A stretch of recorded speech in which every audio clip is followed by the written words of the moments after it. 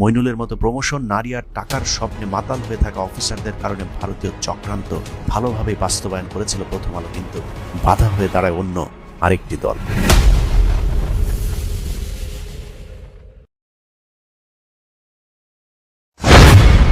আপনাকে কেন 22 তারিখেই বলে দেওয়া হলো যে আপনি ওখানে যান না?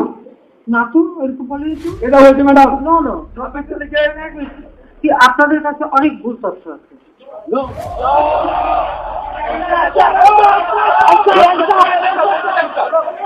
আরেকটা কথা বলতে চাই মাননীয় প্রধানমন্ত্রী, যারা অত্যাচারিত হয়েছে এবং গুলি খেয়ে কখনো বেঁচে ছিল, যদি তৎক্ষণাৎ সেনাবাহিনী এবং এয়ারফোর্স দিয়ে যদি সেখানে অপারেশন চালানো হতো, অনেক গুলিবিদ্ধ অফিসার বেঁচে যেত। 25শে ফেব্রুয়ারি হত্যাকাণ্ডের পর থেকেই দেশপ্রেমিক সেনাবাহিনীর আরেকটি দল ঠিকই বুঝে গিয়েছিল কারা সেনাবাহিনীর অফিসারদেরকে হত্যা করছে, পরিকল্পনা কাদের, আর কারাই বা বাইরে থেকে ইন্ধন জুগিয়েছিল।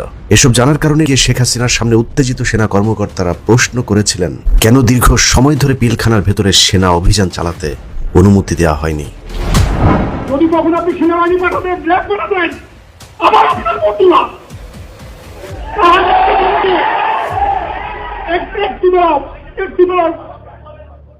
তারা বর্বরভাবে ঢুকেছে আধা ঘন্টা পরে। মাননীয় প্রধানমন্ত্রী, মাত্র প্রথম দিকে 20 থেকে 30 জন সৈনিক হচ্ছে রাইফেল নিয়ে চারিদিকে ঘেরা ছিল। ওদের কাছে লাইভ অ্যামুনিশন ছিল না, ব্ল্যাক অ্যামুনিশন দিয়ে ফায়ার করছিল। কিন্তু আমি জানি না কেন আপনার মধ্যে কে বুদ্ধি দিল আপনার সংসদে এটা রাজনীতিক ভাবে সংশোধন করতে হবে। কেন বিদ্রোহের ঘোষণা বিদ্রোহই করতে হবে? চোখে মুখে আগুন জ্বলতে থাকা সেনাবাহিনীর এসব কর্মকর্তাদের রেখে ভারতের পরিকল্পনা যে বাস্তবায়ন করা যাবে না সেটা শেখ হাসিনা সেদিনই বুঝতে পেরেছিলেন, যে কারণে গণভবনে সেদিন যেসব সেনা কর্মকর্তারা হত্যার জবাব চেয়েছিলেন তাদেরকে এক এক করে গুম, খুন কিংবা চাকরি থেকে অব্যাহতি দেওয়া শুরু হয়।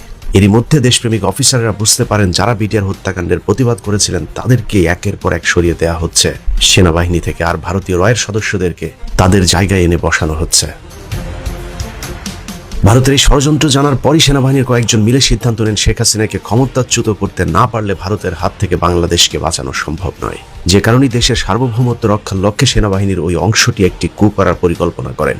স্বৈরাচার হাসিনার গেল 15 বছরের দুঃশাসন থেকে বাংলাদেশকে বাঁচানোর সেটিই ছিল প্রথম প্রচেষ্টা।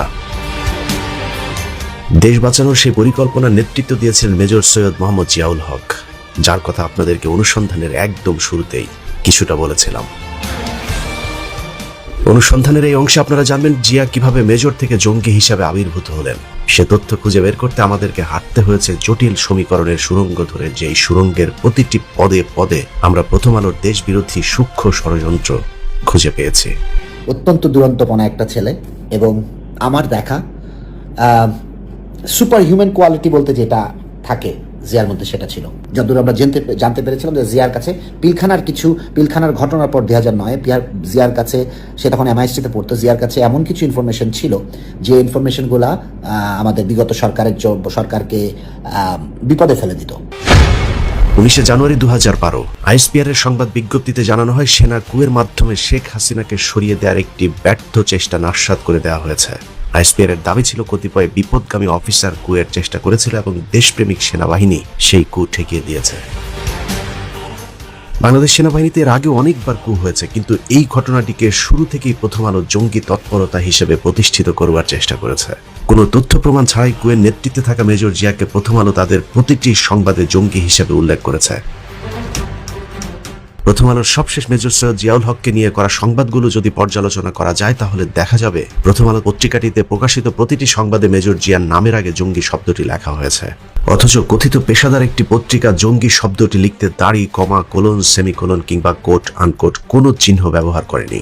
সাংবাদিকতার নিয়ম অনুযায়ী কারো নামের পূর্বে খুনি, ধর্ষক, জঙ্গি এসব বিশেষণ লাগাতে হলে তাদেরকে আত্মস্বীকৃত হতে হবে অথবা তাদের বিরুদ্ধে করা অভিযোগগুলো সন্দেহাতীতভাবে প্রমাণিত হতে হবে। তাহলে মেজর জিয়া কোন পদ্ধতিতে জঙ্গি হলেন? প্রথম আলো মানুষকে কিভাবে জঙ্গি বানায় সেই কৌশল দেখতে 2022 সালের 15 ফেব্রুয়ারি মেজর জিয়ার বাবার একটি সাক্ষাৎকারের দিকে নজর দেওয়া যাক। বিকৃতভাবে উপস্থাপিত ওই সাক্ষাৎকারের শিরোনাম দেওয়া হয় জঙ্গি জিয়া সম্পর্কে বাবা, সে ছিল ধর্মান্ধ ও একরোখা। প্রথম আলোর এই সংবাদে দাবি করা হয়েছে জিয়ার বাবা প্রথম আলোকে বলেছেন তার ছেলে ছিলেন একজন ধর্মান্ধ এবং একরোখা। এবার চলুন জিয়ার বাবা আমাদের কাছে কি বলেছেন সেটা একটু জেনে আসি। আপনি বলছেন যে জিয়া হচ্ছে একরোখা এবং ধর্মান্ধ ছিল। এই বক্তব্যগুলি আপনি কোন পরিস্থিতিতে দিচ্ছেন? তখন যে পরিস্থিতি ছিল ওই পরিস্থিতির শিকার হয়ে আমি এটা বলতে পারি। বিচার না হলে আপনার মানে অত্যাচার হয়ে যেত, আমি হয়তো আয়না করে থাকি। জিয়ার বাবার বক্তব্য অনুযায়ী প্রথম আলোর সাংবাদিক সেদিন জিয়ার বাবার সাথে যে ব্যবহার করেছিলেন সেটা সাংবাদিকতা নয়, বরং অনেকটা সন্ত্রাসীদের কায়দায় কথা বলেছিলেন জিয়ার পরিবারের সাথে। প্রথম আলোর ইচ্ছে মতো বক্তব্য না দিলে জিয়ার বাবাকে গ্রেফতার করার হুমকিও দেন প্রথম আলোর ওই সাংবাদিক। উনি বললো যে আমি সাংবাদিক, আই রিপোর্ট এগেইনস্ট সামথিং, মানে উনি নাকি উনি বিশেষ সাংবাদিক। বললেন যে জানেন আপনার কিন্তু ক্ষতি হতে পারে, দেখো আমি একটু চেক করতেছি, বুঝলেন? মানে যদি আমি মানে উনার পক্ষে আনসার না করি তাইলে আমার তো আয়না করে মানে কিডন্যাপ ট্রিটমেন্ট করে ফেলবে। মেজর জিয়াকে জঙ্গি বানাতে প্রথম আলো জিয়ার বাবাকে কয়েকটি প্রশ্ন করেছিলেন। তার মধ্যে একটি হলো জিয়া কবে থেকে নামাজ শুরু করেছেন, আর দ্বিতীয়টি জিয়া কয়টি বিয়ে করেছিলেন। প্রথম আলোর কাছে তথ্য ছিল মেজর জিয়ার প্রথম স্ত্রী ক্যান্সারে মারা যাবার পর তিনি দ্বিতীয় বিবাহ করেন। পত্রিকাটির সংজ্ঞা অনুযায়ী নামাজ পড়া এবং দ্বিতীয় বিবাহ করাটাই একজন মানুষকে জঙ্গি বলার জন্য যথেষ্ট। প্রথম আলোর পক্ষ থেকে মেজর জিয়ার বাবার কাছে ওই দিন যিনি বক্তব্য আনতে গিয়েছিলেন তার নাম শেখ সাবিহা আলম। গণজাগরণ মঞ্চের প্রোডাক্ট সাবিহা মেজর জিয়ার বাবাকে রাগ ঢাক না রেখেই সরাসরি বলেছিলেন প্রথম আলোতে তিনি কোনো সাধারণ রিপোর্টার নয়, তাকে বিশেষ বিশেষ কাজে দায়িত্ব দেওয়া হয়। প্রথম আলোর বিশেষ এই কার্য সম্পন্ন হয়েছে। পত্রিকাটির মিথ্যা রিপোর্টের পর জিয়াকে পুলিশ ও জঙ্গি হিসেবে প্রচার করতে শুরু করেছিল। পত্রিকাটির মিথ্যা রিপোর্টের কারণে জিয়া এখন পুলিশের খাতায়ও জঙ্গি হিসেবে স্থান পেয়েছে। সেই থেকে প্রায় 12 বছর ধরে খোঁজ নেই কথিত জঙ্গি জিয়াউল হকের। প্রথম আলোর একটি মিথ্যা সংবাদে তছনছ হয়ে গিয়েছে জিয়াউল হক আর তার পরিবারের পুরো জীবন। অথচ প্রথম আলোর মাধ্যমে জঙ্গি হবার আগ পর্যন্ত কি এক বর্ণাঢ্য জীবন ছিল মেজর সৈয়দ জিয়াউল হকের।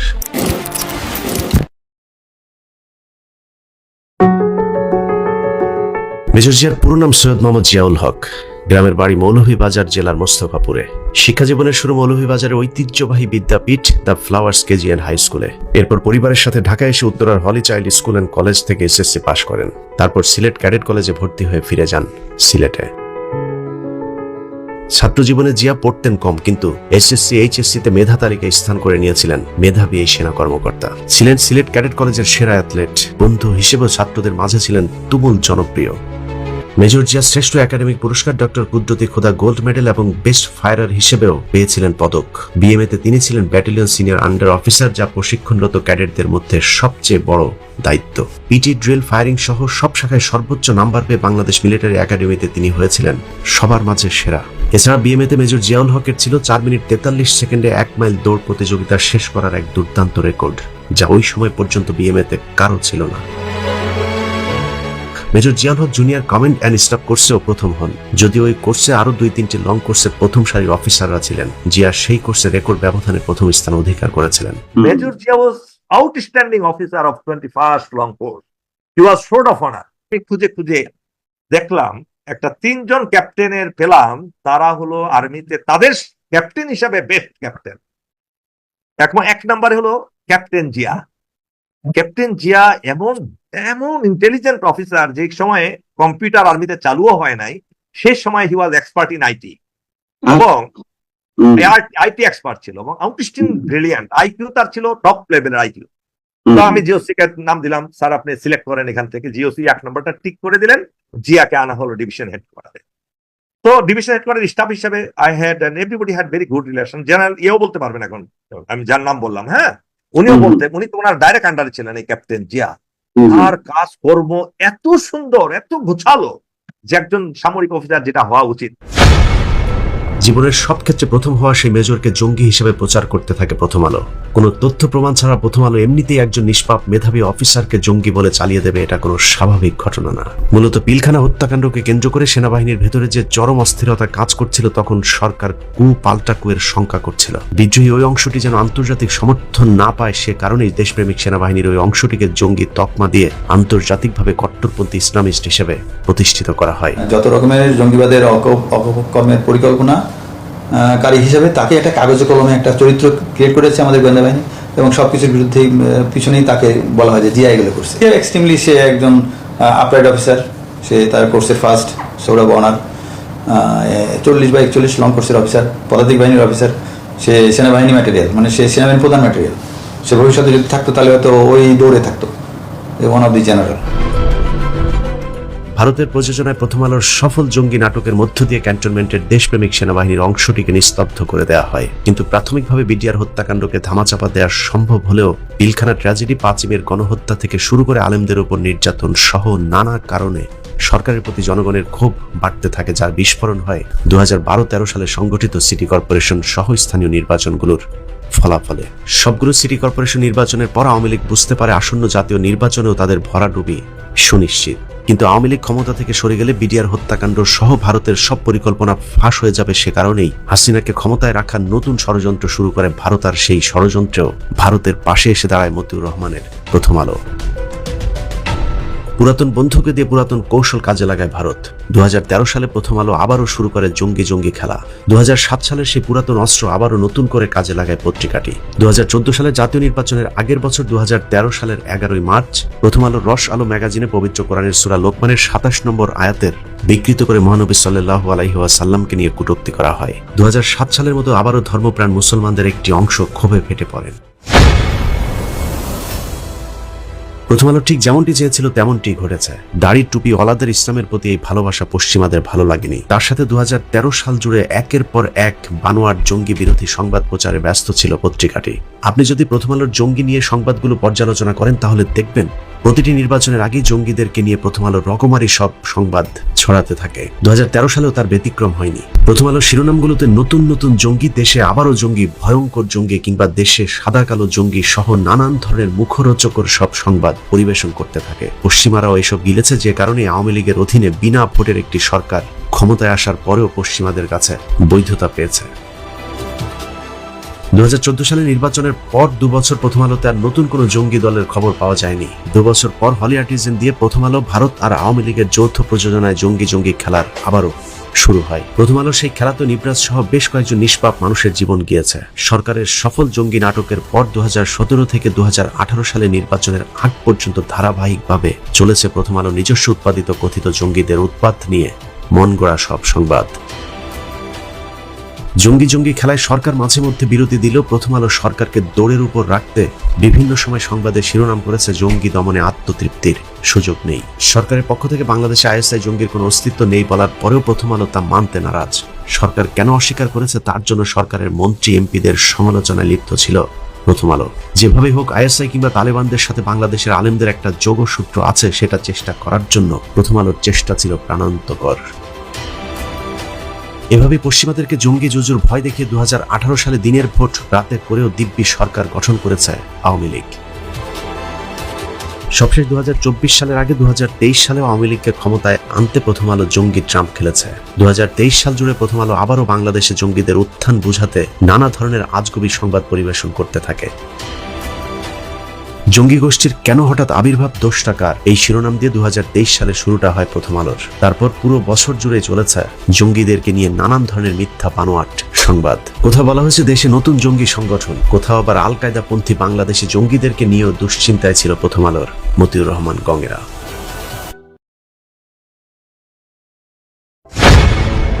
প্রথম আলোর এসব জঙ্গি আশঙ্কা, আগাম সতর্কতা জারির পরেও বাস্তবে কিছুই ঘটেনি। কিছু যে ঘটবে না সেটা প্রথম আলো জানতেন, যে কারণে 2024 সালে নির্বাচনের পর এসে সেই পত্রিকাটি শিরোনাম করেছিল দেশে জঙ্গিবাদ নিয়ন্ত্রণে আর মাথাচাড়া দিতে পারবে না। এভাবেই প্রথম আলোর সৃষ্ট কথিত জঙ্গিদের কখনো উত্থান আবার কখনো পতন হয়েছে। এই উত্থান পতনের ভয়ঙ্কর খেলায় অসংখ্য আলেমের জীবন কেড়ে নিয়েছে। জঙ্গি আস্তানায় অভিযানের নামে 6 মাসের বাচ্চা সহ বোমায় উড়িয়ে দেওয়া হয়েছে পুরো পরিবার। কথিত জঙ্গিদের মধ্যে যাদেরকে বাঁচিয়ে রাখা হয়েছে তাদের জীবনের উপর দিয়েও বয়ে গেছে কাল বৈশাখী ঝড়। প্রথম আলোর জঙ্গি ঝড়ে ছন্ন ছাড়া হয়ে যাওয়া আলেমদের মধ্যে অন্যতম একজন মাওলানা হারুন ইজহার। 2009 সালে আওয়ামী লীগ ক্ষমতায় আসার পর থেকে কয়েক দফায় আটক হন আলোচিত এই আলেম। আটকের পর কখনো গুম, কখনো আটক, আবার কখনো রিমান্ডের নামে চালানো হয়েছে তার উপর অবর্ণনীয় নির্যাতন। সবচেয়ে ভয়ঙ্কর বিষয় হলো তার গুম হয়ে থাকার ওই সময়টাতে বিভিন্ন সংস্থা তাকে যখন জিজ্ঞাসাবাদ করত, সেই সময় সব ক্ষেত্রে প্রথম আলোর একজন সাংবাদিক সরাসরি কিংবা টেলিফোনে যুক্ত থাকতেন। আর প্রথম আলোর সাংবাদিক যেটা প্রশ্ন করতেন সেটাই স্বীকারোক্তি হিসেবে বিভিন্ন সংবাদ মাধ্যমকে জানাতো আইন শৃঙ্খলা বাহিনীগুলো। হারুন ইজহারের মতো ঠিক একইভাবে অসংখ্য আলেমকে নির্যাতন করেছে শেখ হাসিনার ইসলাম বিদ্বেষী সরকার, যে সরকারের পুরোটা সময় জুড়ে পাশে ছিল প্রথম আলোর মতিউর রহমান। অনুসন্ধানে আমরা যতজন আলেমের সাথে কথা বলেছি সকলকেই ধরে নিয়ে জোর করে জবানবন্দি নেওয়ার চেষ্টা করা হয়েছে। অবর্ণনীয় নির্যাতনের পরেও যারা স্বীকারোক্তি দেয়নি তাদেরকে মন গড়া কল্প কাহিনী সাজিয়ে জঙ্গি হিসেবে প্রচার করেছে প্রথম আলো। আমাকে গ্রেপ্তারের পরে যে বিভিন্ন বিষয়ে নির্যাতন করা হয়েছে তার মধ্যে একটি গুরুত্বপূর্ণ বিষয় ছিল মেজর জিয়া। মূলত মেজর জিয়া কে এটা আমার আদৌ জানা নেই, কখনো তার সাথে আমার পরিচয় হয়নি, দেখাও হয়নি, কিন্তু প্রচার করা হলো মেজর জিয়ার সাথে আমার সম্পর্ক আছে, আমার মাধ্যমে সে জঙ্গি হয়ে গেছে। আমার মনে হয় শেখ হাসিনার রোশানলে যারাই পড়ে তাদেরকে সে কোনো না কোনোভাবে ধ্বংস করার পায়তারা করে। বিডিআর বিদ্রোহের নামে যে সকল সেনাবাহিনীর কর্মকর্তা অফিসারগণ হাসিনা বিরোধী ছিল তাদের হত্যা করা হয়। এরপরেও যারা থেকে যায় মূলত তাদের জন্যই এই জঙ্গি তকমা আটা হয়। গেল 15 বছরের শাসনামলে নির্যাতনের শিকার সব আলেমের গল্পটা প্রায় একই রকম। আমি আসলে ওই সময় 164 বাস্তবতা সম্পর্কে আমার এতটা জানা ছিল না। আমি পরে যখন জেলখানায় গিয়েছি তখন শুনেছি যে 164 কারণে একজনের ফাঁসি বা একজনের যাবজ্জীবন এরকম হয়ে যেতে পারে। আর বাস্তবে ওইখানে কি লিখেছে এটা আমাকে পড়ারও সুযোগ দেয় না, আমি পড়তেও পারি না। ঠিক আছে, শুধু আমাকে আসার আগে কাউন্টার টেররিজমের এডিসি ইমরান সে শিখিয়ে দিচ্ছে, বলবেন TNT কলোনি থেকে আপনাকে অ্যারেস্ট করেছে। আমি আরো 4-5 জনকে নাশকতা করার উদ্দেশ্যে একত্রিত হয়েছি। দুপুর 12টার সময় পিসডালা রাস্তার কাছে একত্রিত হয়েছে। গোপন তথ্যের সূত্র সংবাদ পেয়ে তারা আমাকে সেখানে ধরতে গিয়েছে, বাকিরা পালিয়ে গেছে, আমি ধরা পড়ে গেছি। মিথ্যা জঙ্গি সম্পৃক্ততার অভিযোগে যেসব আলেমদেরকে আটকে রাখা হয়েছিল তাদের অধিকাংশই ছাড়া পেয়েছে, অথচ আবারও ঝড় এলে তার মোকাবেলার প্রস্তুতি নেই আলেমদের। প্রথম আলো, ডেইলি স্টার সহ যেসব সংবাদ মাধ্যমে দেশের দাড়ি টুপি পড়া বিপজ্জনক করে তুলেছিল তাদের বিরুদ্ধে আলেমদের পক্ষ থেকে এখনো কোনো মামলা করা হয়নি। ডিবি, এসবি, সিআইডির পাশাপাশি কাউন্টার টেররিজম, সিটিটিসির সহ পুলিশের যেসব সংস্থার সদস্যরা আলেম নির্যাতনের সম্পৃক্ত ছিল তাদের বিরুদ্ধে এখনো আলেমদের পক্ষ থেকে চোখে পড়ার মতো কোনো তৎপরতা দেখা যাচ্ছে না। আলেমদেরকে মনে রাখতে হবে প্রথম আলো আর ইসলাম একসাথে চলতে পারে না। মতিউর বাহিনী এখন নিশ্চুপ হয়ে থাকার মানে তারা থেমে যায়নি, তারা আবারও প্রতিশোধ নেওয়ার প্রস্তুতি নিচ্ছেন। সুযোগ পেলে প্রথম আলো আবারও জ্বলে উঠবে, সেই আগুন সামাল দেওয়ার প্রস্তুতি এদেশের আলেম সমাজের আছে কিনা সেটা একটু ভেবে দেখার বিষয়। আল্লাহ হাফেজ।